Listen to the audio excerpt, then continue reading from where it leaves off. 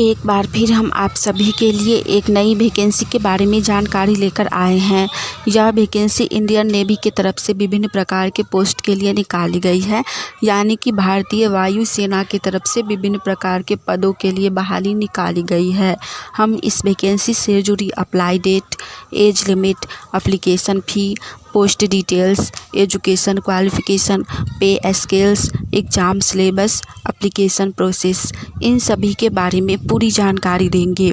तो अगर आप भी इस वैकेंसी के लिए फॉर्म अप्लाई करना चाहते हैं तो जानकारी को ध्यानपूर्वक सुनिए और वीडियो में लास्ट तक बने रहिए, जिससे कि फॉर्म अप्लाई करते समय आपसे किसी भी प्रकार का कोई भी मिस्टेक ना हो। तो चलिए सबसे पहले हम लोग जानते हैं इंडियन नेवी वैकेंसी से जुड़ी अप्लाई डेट के बारे में। आप में से जिनको भी इस वैकेंसी के लिए फॉर्म अप्लाई करना है वो लोग 10 जुलाई 2024 से इस वैकेंसी के लिए फॉर्म अप्लाई कर सकते हैं। फॉर्म ऑनलाइन के माध्यम से अप्लाई होगा। आप लोग स्वयं से ही अपने मोबाइल फ़ोन से या फिर किसी साइबर कैफ़े पर जाकर ऑनलाइन फॉर्म अप्लाई करवा सकते हैं और इसका लास्ट अप्लाई डेट है 30 जुलाई 2024। फॉर्म पूरा 20 दिनों तक अप्लाई होगा, तो आप लोग 10 जुलाई से लेकर 30 जुलाई से पहले तक इस वैकेंसी के लिए फॉर्म अप्लाई कर सकते हैं। नेक्स्ट इसके बाद हम लोग जानेंगे इंडियन नेवी वैकेंसी से जुड़ी एप्लीकेशन फ़ी यानी कि आवेदन शुल्क के बारे में। इस वैकेंसी के अंतर्गत एप्लीकेशन फ़ी जाति वर्ग के अनुसार नहीं है, बल्कि सभी वर्गों के लिए एक समान रखी गई है, यानी कि general, OBC, EWS, SC, ST, इन सभी के लिए एप्लीकेशन फ़ी नहीं रखी गई है। जी हाँ, आप लोग बिल्कुल सही सुन रहे हैं। आप लोग किसी भी कैटेगरी से हो, आपको फॉर्म फिल करने के लिए एप्लीकेशन फ़ी पेमेंट नहीं करना होगा, यानी कि no application fee for all category candidate. तो इस वैकेंसी के अंतर्गत किसी के लिए एप्लीकेशन फ़ी नहीं है, तो आप लोग फॉर्म अप्लाई ज़रूर करें। सभी लोग फॉर्म अप्लाई ज़रूर कीजिए। नेक्स्ट इसके बाद हम लोग जानेंगे इंडियन नेवी वैकेंसी से जुड़ी एग्ज़ाम सिलेबस के बारे में, यानी कि किस सब्जेक्ट से कितना क्वेश्चन पूछा जाएगा, एग्ज़ाम ऑनलाइन होगा या ऑफलाइन होगा, एग्ज़ाम में नेगेटिव मार्किंग है या नहीं, इन सभी के बारे में जानकारी देंगे। वीडियो में लास्ट तक बने रहिएगा। तो सबसे पहले जान लीजिए कि आप लोगों का एग्ज़ाम ऑनलाइन के माध्यम से लिया जाएगा। जी हाँ, इंडियन नेवी यह वैकेंसी सेंट्रल गवर्नमेंट की है, यानी कि केंद्र सरकार की है, इसीलिए इसका एग्ज़ाम भी सेंट्रल गवर्नमेंट ही लेगी और सेंट्रल गवर्नमेंट ज़्यादातर एग्ज़ाम ऑनलाइन के माध्यम से ही लेती है। तो इसमें भी आपका एग्ज़ाम ऑनलाइन के माध्यम से ही होगा, यानी कि कंप्यूटर बेस्ड टेस्ट लिया जाएगा, जिसमें नेगेटिव मार्किंग रहेगा। अगर आप लोग 3 गलत करते हैं तो सही में से आपका 1 मार्क्स कट जाएगा। तो एग्ज़ाम देते समय आप लोग ध्यान से क्वेश्चन सॉल्व कीजिएगा, ज़्यादा रॉन्ग नहीं बनाइएगा, नहीं तो आपका सही में से भी मार्क्स कट के बहुत ही कम हो जाएगा। चलिए जानते हैं कि अब किस सब्जेक्ट से कितना क्वेश्चन पूछा जाएगा।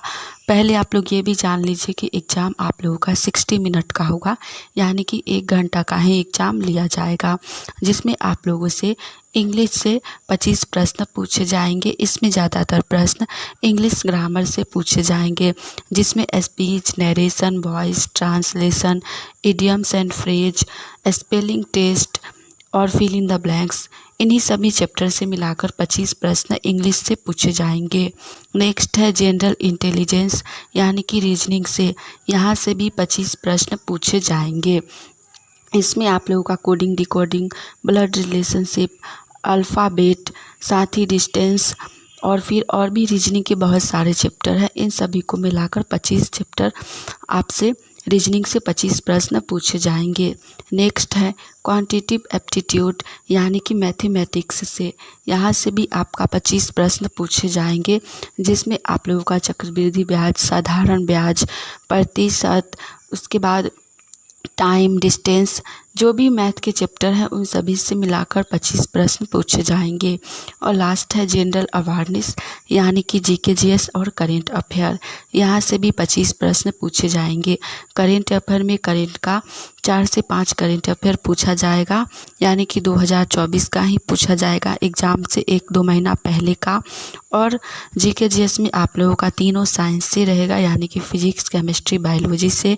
सोशल साइंस में आपका हिस्ट्री, पॉलिटी, ज्योग्राफी और इकोनॉमिक्स, इन सभी से मिलाकर टोटल 25 प्रश्न पूछे जाएंगे। सभी सब्जेक्ट को मिलाकर टोटल 100 क्वेश्चन पूछे जाएंगे और इसके लिए आपको मार्क्स 200 दिए जाएंगे, यानी एक प्रश्न के लिए 2 नंबर दिए जाएंगे।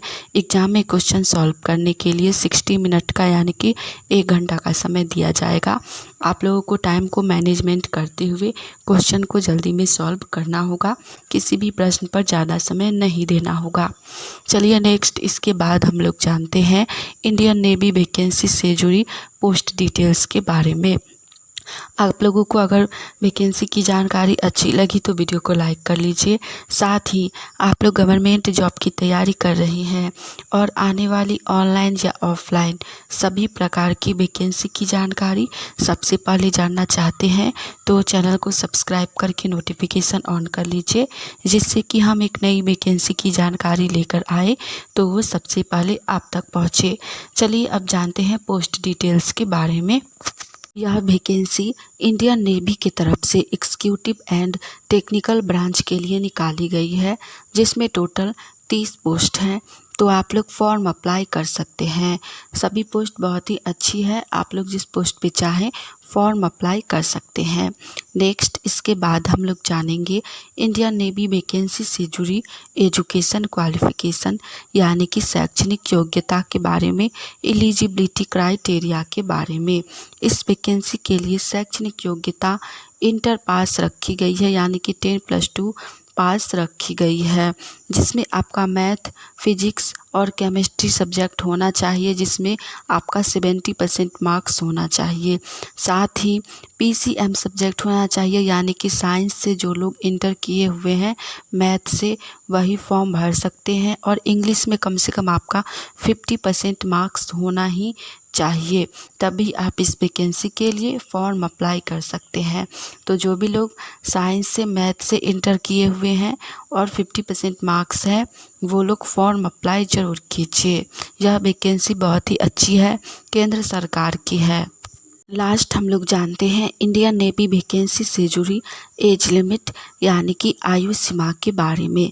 इस वैकेंसी के लिए एज लिमिट नहीं दी गई है, एक स्पेसिफिक डेट दी गई है, उसके अंदर आपका अगर जन्म हुआ है तो ही आप फॉर्म अप्लाई कर सकते हैं एग्जीक्यूटिव पोस्ट के लिए। इसके लिए आपका जन्म 2 जुलाई 2004 से लेकर 1 जनवरी 2007 के बीच हुआ है तो आप इस पोस्ट के लिए फॉर्म अप्लाई कर सकते हैं। दूसरा पोस्ट है टेक्निकल ब्रांच, इसके लिए भी सेम ही है, 2 जुलाई 2004 से लेकर 1 जनवरी 2007। इनके बीच में जिनका भी जन्म हुआ है वो सब लोग इस वैकेंसी के लिए फॉर्म अप्लाई कर सकते हैं। तो जिनका भी जन्म 2004 से लेकर 2007 के बीच हो वो लोग फॉर्म अप्लाई ज़रूर कीजिए। हमने इस वैकेंसी से जुड़ी सारी जानकारी दे दी है। आज के लिए इतना ही, मिलेंगे आप सभी से फिर से एक नई वैकेंसी की जानकारी के साथ। जय हिंद।